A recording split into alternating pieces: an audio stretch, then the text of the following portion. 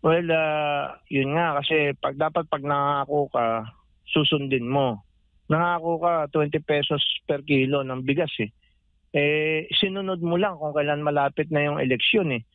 So, it leaves a bad taste in the mouth, no? At hindi nga natin sigurado after the election kung magtutuloy-tuloy pa rin itong 20 pesos per kilo price. So, sabi ko nga sa inyo, gut issues ang pinakamahalaga eh. An empty stomach knows no law. So, napakahalaga ng gut issues.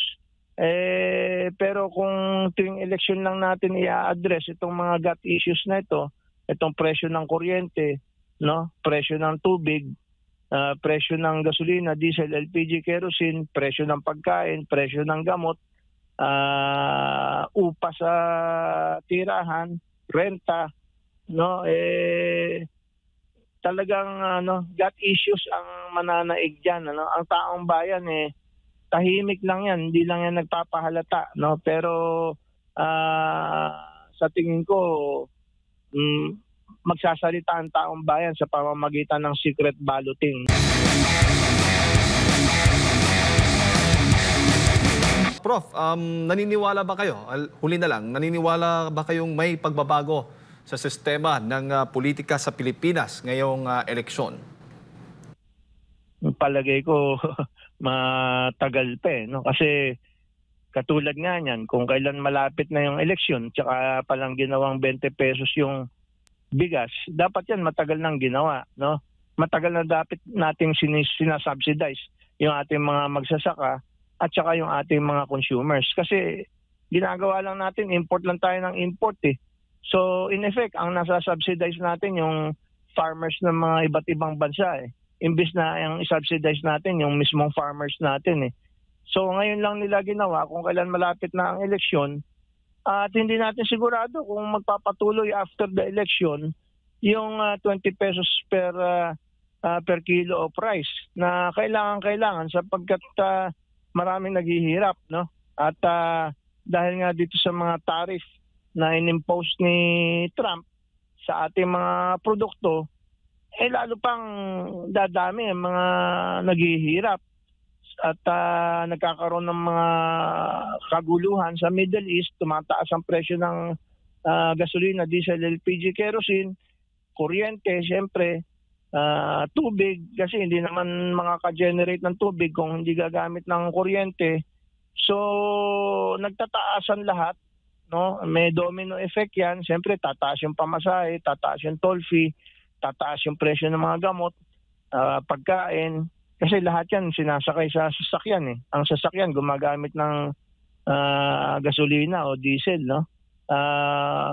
Yung mga eroplano, yung ginagamit pang kapareho sa kerosene, no? Yung aviation fuel. So pag nagtaasan yan, may domino effect yan, taasan lahat, no? So gut issues pa rin eh. So parang walang pinagbago eh. Ganun pa rin eh. Parang mga patch up, mga band-aid solutions kung kailan malapit na yung eleksyon at saka biglang bumabait sa taong bayan. Pero nung wala pang eleksyon wala eh. Hirap na hirap yung taong bayan eh. Tsaka lumapit ka sa mga ahensya ng gobyerno, napakahirap, no? Minsan pumila ka na ng mahaba, hindi ka pa maasikaso, no? O sumulat ka sa mga politiko, hindi ka papansinin, hindi ka sasagutin, hindi man lang sasabihin na we have received your letter. Wala man lang confirmation kung na-receive nila o hindi, no? So palagay ko malayo pa ang umaga, ayon nga dun sa awitin during World War II. Malayo pa ang umaga. Opo, madagdag ko lang dahil sinabi nga mismo kahapon ni Vice President Sara Duterte sa meeting the Avance ng Duterte senatorial slate. Sabi niya, unfortunately daw, we elected a leader who is incapable of understanding the true condition of the Filipino people and more importantly, who cannot make decisions for the welfare of the nation. Dagdag pa niya, we are now paying the price for choosing the wrong leader. Yan po, sabi ni VP Sara Duterte, Prof.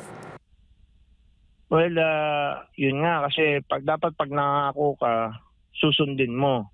Nangako ka 20 pesos per kilo ng bigas eh. Sinunod mo lang kung kailan malapit na yung eleksyon eh. So it leaves a bad taste in the mouth, no? At hindi nga natin sigurado after the election kung magtutuloy-tuloy pa rin itong 20 pesos per kilo of price. So sabi ko nga sa inyo, gut issues ang pinakamahalaga eh. An empty stomach knows no law. So napakahalaga ng gut issues.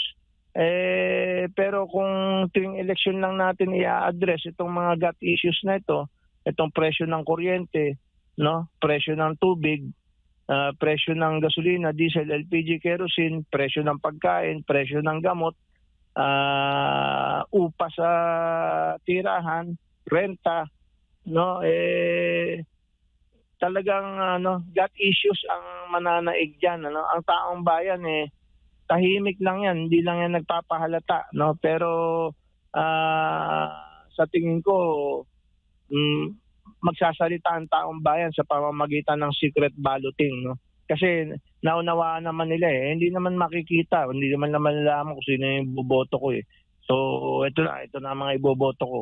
So yung gutom nila, yung hirap nila, yung lumalapit sila sa mga ahensyas na ng gobyerno na hindi sila pinapansin, no? Hindi sila tinutulungan at hindi man lang ina-acknowledge na na-receive yung kanilang letter, lahat yan mag-iipon-ipon sa balota. Opo. Prof, siguro huling mensahe po ninyo, paalala o paanyaya na lang sa mga kababayan natin na bumoto ngayong darating na eleksyon. Well, sagrado po ang pagboto, kaya wag po nating sayangin, no? Sana i-exercise natin yung ating right to vote. Every 3 years lang po yan, no? Kasi pag nagkamali po tayo ng pili, 6 na taon na naman tayo, o 3 taon, o hanggang sa 6 na taon na naman tayong pamumunuan ng mga plastic, no? Na mabait lang pagka may eleksyon, pero pag tapos na ang eleksyon, hindi ka nakilala, hindi ka napapansinin, no? Kaya pag-isipan po natin mabuti yung mga tao na hindi plastic, no, na kahit na walang eleksyon, kahit na wala pa nga sa gobyerno, nakakausap na natin, nalalapitan na natin. In fact, tumutulong pa out of their personal money, galing sa kanilang bulsa mismo, hindi galing sa pera ng gobyerno. So yan yung mga tunay na tao na may eleksyon man o wala, manalo man o matalo, talagang hindi plastic, no, tumutulong. Those are the kinds of persons na dapat nating iboto. At wag nating kalimutan, bagamat patay na si Kuya Eddie, yung kanyang slogan, ano, na yung pera sa bulsa, ilarde sa balota. Ngayon, baguhin natin ng konti, yung pera sa bulsa, yung konsyensya sa balota. Yan. So, yan po ang aking masasabi sa ating mga mahal na tagapakinig at tagapanood ng malaganap na palatuntunan po ninyo at ang malaganap na channel na SMNI. Alright. Prof, maraming salamat po sa inyong oras at sa pagbibigay po ng impormasyon. Mabuhay po kayo. Ingat po.